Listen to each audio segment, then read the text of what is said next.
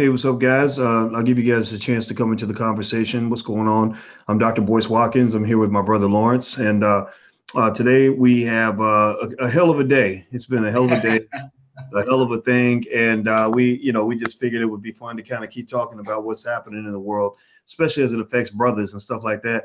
And before we begin, I'd like to ask Lawrence, how you doing today, man? I'm doing great, man. We're just preparing for my daughter's first birthday. So her birthday is tomorrow and she turns 1. So running around trying to prepare for that. But life is good. Okay, that's dope. Black daddies rule. Black daddies are the best. That's awesome. Yeah, man. Yeah, today me and Alicia went down to look at some rental property we were looking to acquire in Chicago. So, I shared a little bit of that on my Instagram, which is a real Boyce Watkins, just talking about the game. Like I know Julian Gordon has that real estate acquisition program in the Black Business School also. And so, yeah, yeah. But okay, so check it out. So let me ask you guys before we get started. First of all, shout out what city you're coming in from. If let us know what city you're coming from. I always like to see where you guys are around the world. And I know you guys are all over the planet. And no matter which planet you're on, you literally could be all over the solar system. And you probably heard this story of Antonio Brown. Let me ask you guys, how many of you have heard? I need to find out who lives under a rock. How many of you have heard about what's going on with Antonio Brown and the former LA Raider star who's now been signed with another team? Yes or no? Yes or no? Give me a yes or no if you have been following the saga of Antonio Brown. I'm gonna see how many yeses and how many nos. Let me see. I see Kansas City, New York, Philly, Jersey from Go Green, Upper Marlboro, Maryland, Dallas, Gonzales, Maryland, San Francisco, Nashville, Norfolk, Austin, Texas, Houston, Texas, where the All Black National Convention is going to be. That's allblacknationalconvention.com. So I hope you guys will come out. Staten Island, Allentown, Pennsylvania. Okay, I see a couple. Felicia said no. Tanya said no. Jamal said no. Okay, but I see a lot of yeses. I see a lot of yeses from people that are following the Antonio Brown situation. Hit the thumbs up button, by the way. If you haven't hit the thumbs up button yet, please hit the thumbs up button. And if you're on Facebook, please share because that helps us with the algorithm to get more people into the conversation. So let's get it cracking. All right. So as you guys know, we like to have intelligent conversations about things that are happening in the Black community, particularly things that have to do with wealth, which this does. Okay. So Antonio Brown, who is just literally one of the most interesting stories in sports this year, at least. Who sometimes he looks like a genius, sometimes he looks like an idiot. He's been going through some chaos. Like he got. It was like yesterday. It looked like he was going to get released by the Raiders. Then it looked like they were going to keep him. Then the next morning he's asking to be released, and then they release him. And then now he just got signed by the Patriots. Right? I just was shocked that it happened so quickly. Lawrence, did you follow this? And what were your thoughts when you saw this going down? Yeah, I mean, just shock and awe, and it's kind of like I don't know if it's a train wreck or what it is. I mean, I guess it had a relatively happy ending for Antonio Brown in this particular case, but yeah, I mean, it's just the most shocking story related to football, I think, in the past year or so. So. It's a lot of drama. So, for people who like drama, I think this is a story that you may want to follow. Yeah, yeah, it's definitely dramatic and it's crazy. And actually, I did say to you, you remember I did mention to you after Brown had his little situation with Raiders. Or maybe I think I said it to you that New England was a team that I thought might give him a chance because they've done that before. I don't know what magic formula they have, for dealing with situations that other teams can't deal with. But they had signed Randy Moss back in the day, which I thought was a good idea because I felt like Randy Moss was a good person who just got mischaracterized by the league. He was in that Terrell Owens category, like just these guys where it's like, oh, this Negro's too arrogant, he's this and the other. But then you have real problems like Josh. Is it Josh Smith? Gordon. Josh Gordon. Yeah, that's right. Josh Gordon. Josh Smith plays in the NBA. I get it wrong, but Josh Gordon, who was a guy that really seemed like a legit problem. Like he had this whole drug thing that he's dealing with, and he goes to the Patriots and played really well for them when he was playing. And then he parts ways with the team in the middle of the season. So it's one of those things where you're like, yeah, see, that's what happens, I guess, when you deal with those players nobody else wants. There's a reason nobody else wants them. But what was impressive to me about the Patriots, which gives me hope about the Antonio Brown situation, is that even when Josh Gordon left the Patriots, it was like on good terms. Like they seemed to still be cool. And in fact, it looked like Gordon is actually coming back. Like he's already played in the game this year, right? Well, the season opens tomorrow, I believe. He may have played in the preseason, but yes, he is on the roster for this season. He has been reactivated by the NFL, and yeah, he's eligible to play. So we'll see how that turns out when you have two excellent receivers playing side by side with Josh Gordon and Antonio Brown. Yeah, well, I'll tell you what. I think I thought it was a pretty brave move on the part of the Patriots. You know, I kind of thought they might try it, but with Antonio Brown, it just seemed like he was more in that Josh Gordon category in terms of a guy that might not actually get to the field, as opposed to like a Randy Moss or something like that. But Antonio's got to the field many times, in the past. But it's interesting to see how he plays when he's dealing with like a Tom Brady type quarterback.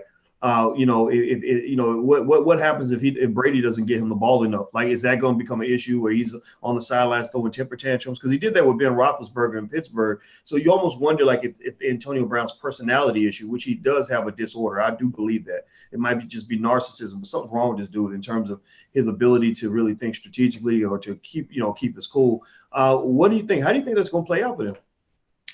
I never bet against the New England Patriots. I mean, they have 6 Super Bowl championships. They are the dynastic team of our generation, or this generation of football.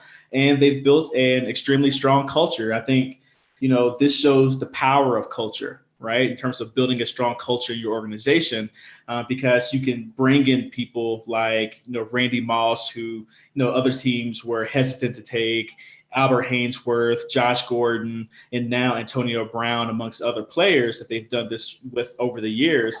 The strong culture, because, they've won 6 championships. They have the GOAT in Tom Brady, and, they have the GOAT NFL head coach who doesn't take any crap from, players from that particular perspective as well.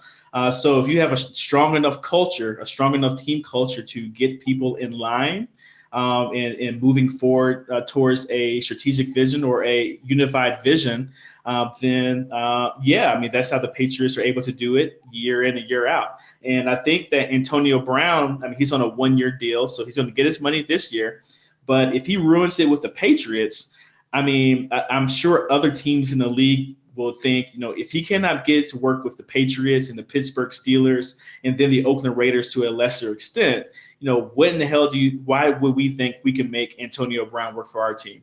So it kind of is a last shot opportunity for Antonio Brown to be a premier wide receiver in the league, and be featured as a number 1 wide receiver on a contender. Well, let me ask everybody in the audience, what do you think? If you were the New England Patriots, would you have signed Antonio Brown? Would you give this guy a shot, or would you say, nah, he's not built for our culture? We gotta stay away from this guy. Like, yes or no? I'd like a yes or no. Would you sign Antonio Brown? Okay, James says hell yeah. Okay, so that's a clear, definitive answer. All right.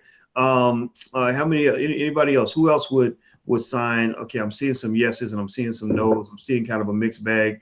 You know what this reminds me of, man? This reminds James Johnson, Leslie Washington. They all said yes. Okay. What this reminds me of is actually, you ever see that show on ESPN called Last Chance U? Yeah, or Netflix. Yeah, so Last Chance U on Netflix. Yep. Mm-hmm. Yeah. I love that show. I love watching it. But it really kind of speaks to, how a lot of these brothers, the emotional issues, if they're so strong, they can get in the way of everything. It doesn't matter how much money you have, how much talent you have, how easy they make it for you. Like if you just either, have been traumatized or got a mental illness, or you just choose to not, or maybe you just don't want to play anymore, that could, just derail everything. It's a great show, but it's also a great show about human beings. And you'll look at somebody, you'll say, oh my God, you got the whole world in front of you. Just calm down.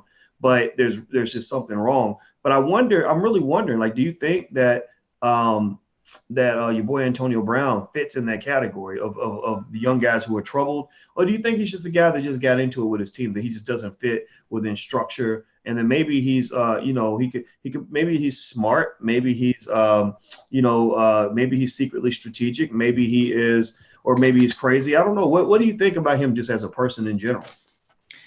Antonio Brown actually is reminding me of Kanye West. Yeah, like he has a lot of the Kanye West thing going on, to where we're asking the exact same questions that we used to ask about Kanye West. Is he a genius? Is he crazy? What are the Kardashians doing to him? Does he fit into society? Like, these are the exact same questions, that we're asking Antonio Brown, that we asked Kanye West when he was going through his stuff, a while back as well, right? And truthfully, I don't know. I mean, it's hard to imagine that he's being strategic in this case. Things just may work out, or maybe the strategies in the chaos, like, what Donald Trump does too, where he just causes a lot of chaos, and that's a strategy in terms of disruption. And he eventually gets his way because no one's strong enough, or no one has enough will to actually stand up to him. And if they do, he still has enough allies and enough power to overcome those obstacles, right? So yeah, I don't know what's going on with Antonio Brown. From the outside looking in, it seems like he may need a little bit of help, or a lot of help, mentally. But he may be playing checkers while the rest of us are playing chess. Or opposite. He might be playing chess, excuse me, while the rest of us are playing checkers. But I don't know. I just don't know. I know he better perform in New England, because I don't know if it's his last chance for any NFL team, but it might be his last chance to be that featured wide receiver that's getting these max dollars. Because although he is ultra talented, if you can't fit within the system, you can't fit within the organization, then your value significantly decreases to that organization, and they're not going to pay you all that money. That's true. Everybody, please hit the thumbs up button, share, and subscribe button. If you haven't done this, please do that. I'm speaking with Lawrence Watkins from the Black Business School, and we're talking about Antonio Brown. Just got signed to another deal with the New England Patriots. Apparently, according to these reports on ESPN, Brown's gonna get $15 million if he finishes this season. According to ESPN, it says that the deal's a one-year deal worth up to $15 million, and includes a $9 million signing bonus, $10 million guaranteed, and $5 million in incentives. So, in a way, it almost looks like he did sort of land on his feet. I mean, even though the other deal he had, I think he lost $29 million when they released him from the team.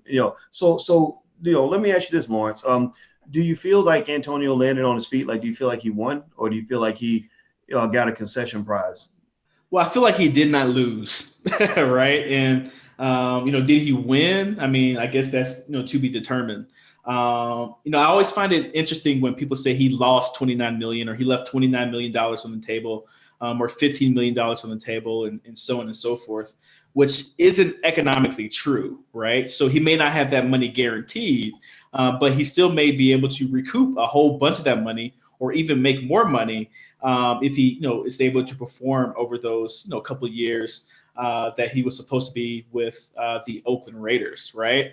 So he technically didn't lose the money. We don't know how much money he's actually lost until a little bit later on, right? But did he win? He didn't lose. I can say that, but did he win? I think that's to be determined. Interesting. Well, I'm gonna say this. I'm gonna argue that he won, in the sense that it seems to me that it's with him. I don't understand Antonio Brown, right? And but I understand that I don't understand him, right? I accept the fact that he's an unknown in my mental vocabulary, perhaps similar to the way Muhammad Ali in his 20s was seen as an unknown to the people of his time. Now, mind you, let's not go crazy about the comparisons. I don't see him as in the same vein as an Ali. Let's just be clear. They had different principles, a different approach, etc. But if you look at this in the as a young black man who is a sports superstar who decided he didn't want to play along with the rules, who got punished by white folks for doing so, and has his own principles. AB might be a little crazy or even stupid or even a narcissist, but but there seems to be some principles guiding this, right? He puts up these posts like, God's plan, and people get mad at you when you do what's best for yourself. And, he's like a little baby philosopher, where it's like, it's all about me and all this, and all this other stuff. But remember Ali at that time was running around talking about, I'm so pretty, I'm this, and I'm the greatest. So people might've seen that as narcissism too. And maybe it was, I don't know. But in a way, it's almost like when I look at him, I see it as him winning, because he did land on his feet. He's going to get a chance to go play for a team that has a far better shot at getting him a Super Bowl ring than he's ever had in his life. The Steelers were solid, but they weren't. It was an iffy thing, right? I don't know. Did he win a ring with the Steelers? No, he did. They did not win a ring, but I mean, last year could have been a great opportunity if they, let Le'Veon Bell play as well, right? I mean, they have the best offense or the best talented or the most talented offense probably in the NFL, at least one of the top three. But no, they did not win a ring together. Yeah, I don't think they won one. Yeah, because I know. I mean, Tomlin's won Super Bowls, but I guess what he wasn't on the team when Tomlin won the Super Bowls. Yeah, that was 10 years ago now, I think, right? Or 2008 or 9, and then 2011, or what year did they win those Super Bowls? I have to look that up with the Pittsburgh Steelers. I'm Googling it right now. They won, the last one they won was 2009, which was a year before Antonio Brown signed with the team. So he was signing with a contender, right? But that's different from signing with the Patriots. They're almost just in football royalty because they seem to pull off these miracles every year, like that ass whooping they did on Atlanta, where Atlanta was murdering that. I mean, killing them. Yeah. I mean, I couldn't believe that. I watched that game with you in Columbia, and I remember feeling sorry for the Patriots. Like, man, they just gonna beat these. They're gonna beat these boys into the ground, And I couldn't believe they came back. It was amazing to watch. And then this past year to see them win it. So I think that there's something special there in terms of a formula. But I feel like Antonio Brown won because everything that that even people like myself said, I remember I actually said, I think he'll be out of the league. He ain't out of the league. Not only is he not out of the league, but he done signed some journeyman's contract. He signed a nice deal. He's gonna get $15 million if he finishes the season.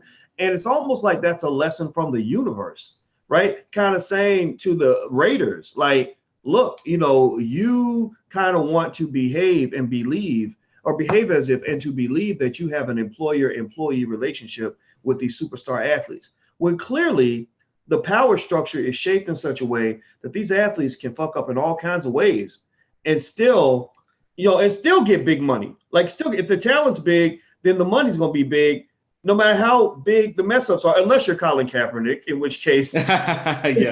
right, we'll take a criminal black man, but not a principled black man. So, right. What do you think about that? I mean, I almost feel like this is a lesson from the universe, kind of telling you what the dynamics are. Like, this ain't no like situation, almost like a dude who acted out on his job at the post office. This is an NFL superstar who apparently understood more about his own leverage than most of us understood watching from the outside in. What are your thoughts on that? Yeah, no, I mean, I just think there are two dominant principles that are happening right now, or two dominant things. One is that talent trumps all, unless you're Colin Kaepernick, right? So talent couldn't trump that. But if he was maybe even a little bit better, maybe even talent would trump that as well. But Antonio Brown is a Hall of Fame receiver. He's the best receiver of our generation in terms of productivity on the field, right? So if you have that level of talent, you have something that other people desire, and these NFL teams, these NFL owners really do desire trying to compete for championships, then you always have some level of leverage. But let Antonio Brown's talent start to slip. Let us find out he has 3 or 4 bunions on his toes because he froze his toes off or something, right? And he can't play like he used to be when he was playing in Pittsburgh. They will cut him because he would no longer be worth the headache, right? Point blank. So if you have enough talent, you can get away with a lot of things as long as you're producing to all-star levels in Antonio Brown's case, and Hall of Fame levels in Antonio Brown's case as well. And the other dominant point is about culture, right? So other teams couldn't really reel Antonio Brown in. And if the Patriots can't do it, then damn near probably no team can actually have Antonio Brown on their team, right? So, I mean, I don't know if it's a lesson from the universe or anything like that. I do think it's a lesson in power. So, these talented players, they do have a lot of power because they have something that other people, the teams desire, and that's talented people who's going to help them win Super Bowl championships. But as soon as that power slips for Antonio Brown. Yeah, well, I guess the benefits outweigh the costs, and that's what business is all about. I mean, that's what it is, right? The losses can be big as long as the gains are bigger. And I guess with him, the losses are massive, but his gains are tremendous. And I'll tell you what, I'd be curious to see if he does make it to the Hall of Fame, because he's a Hall of Fame level talent. but you wonder, are they going to perceive his behavior or his situations as a reason to keep him out of the Hall of Fame or delay his appearance in the Hall of Fame? I don't know. It'd be interesting to see how that plays out, you know? Yeah. I mean, right now that doesn't matter. He's a Hall of Fame level talent. You know, whether he makes it to Hall of Fame, gets that ultimate validation. It's kind of like a degree. You know what I mean? Like, yeah, you got your degree, but whether you get your degree or not, you still may be able to make a whole bunch of money because you know the skills that are necessary to do your job effectively, right? Yeah, I mean, he's a Hall of Fame talent, and that's what matters to Bill Belichick, Bob Kraft, and the New England Patriots. Yeah, it's going to be interesting. All right, well, everybody, one thing I'll say about Antonio Brown is that he is a little bit like Kanye West, but one difference is that last time I checked, Kanye does not have a boss or an employer. So I think that if you're crazy, if you want to get a little Antonio Brown in your life, you probably want to make sure you don't have a boss because it won't work out so well for you. I want to say thank you to Lawrence Watkins for joining us. Lawrence Watkins from the Black Business School. Some of y'all asked to see my brother. The answer is I think so. I called my mother and she said the answer is yes. So Lawrence is my brother. I confirmed it with Mama today. And and also, by the way, speaking of not having a boss, Lawrence actually teaches in a program called the Live Free Lifestyle, in which he basically breaks down how he and his wife quit their jobs. Well, he never had a job. Lawrence has never had a boss. He's had jobs, but never had a boss for a long period of time. His wife, Carla, left her job as well. And they actually live in Colombia, and they actually make their money, through various digital, entities like Great Black Speakers. He runs one of the largest Black-owned speakers bureaus in the country. And so if you're interested in taking a look at that program, feel free to check it out. The URL is thelivefreelifestyle.com, THE. That's thelivefreelifestyle.com. So feel free to check it out. And also, if you want to make a phone call and leave a comment on this show, I'm going to come back and answer some of your questions very soon, maybe even later on tonight. So keep checking the channel. I'm always coming in whenever. So if you want to call into the show and leave a comment, leave a voicemail message, and I can read it on the air and respond. Here's the number for this show. It's 773-302-0414. That's 773-302-0414. Also, those of you who want to start businesses and want to build your lives, we have the best thing, the better than an HBCU. It's called the Black Business School. It won't cost you much of anything, and it will change your life. So feel free to, if you want to learn real estate, stock market investing, anything else, give us a call. Either go to theblackbusinessschool.com, THE, that's theblackbusinessschool.com, or you can call 773-302-0212. That's 773-302-0212. And of course, you guys know about blackenough.com. That's our social media platform. So we've got a lot of stuff out here for you. You don't have to go across the fence to get what you need. You can stay right here in the Black community. And that's where it's at. That's where the good conversations are happening. So please hit the thumbs up button, share, and subscribe. And thanks a lot, Lawrence, man. I appreciate you joining me, brother. Thank you. And thanks everybody. All right, homeboy. Well, thank you guys. I see you in the dual victory, and Mario and DDS and Larry Hurt. I appreciate you guys very much for moderating. Thank you for taking out the haters and the trolls and all that stuff. Because anybody who's hating on Black progress just needs to disappear and just go away somewhere. So you guys take care. Have a good day. And thank you all also who are on Financial Juneteenth on the Facebook page. It's always good to see you guys as well. So see you guys soon. Take care. Have a good day. Be good. Peace.